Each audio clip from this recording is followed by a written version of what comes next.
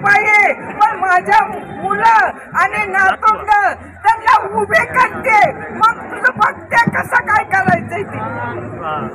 गिरणी कामगार एक जुटीचा, गिरणी कामगार एक जुटीचा. अरे या सरकारचं करायचं काय, या सरकारचं करायचं काय. गिरणी कामगारांच्या या आंदोलनासाठी उपस्थित सर्वांचं प्रथमतः या पावसातून सुद्धा आपण सर्वजण एकत्रित होतोय. नक्कीच राज्य शासनाकडे या माध्यमातून एक संदेश गेला पाहिजे, कारण या जर छत्रपती शिवाजी महाराजांच्या बाबासाहेबांच्या जर मातीमध्ये तुम्ही जर राज्य करताय किंवा राज्यकर्ते म्हणून वावरताय तर नक्कीच तेवढी तरी जाण मात्र आपल्याला असणं गरजेचं आहे.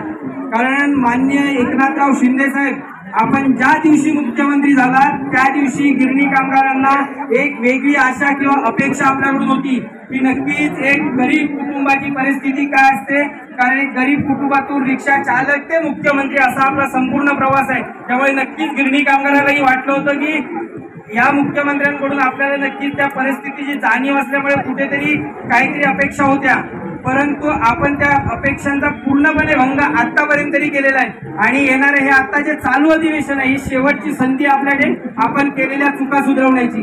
कारण गिरणी कामगार किंवा गिरणी कामगार वारस हे या मुंबईचे खरे मालक आहेत. हे आपल्याला जरी पटत नसेल किंवा आपण ते मान्य करायला तयार नसाल तरी मात्र ही सत्यता ही आपण नाकारू शकत नाही.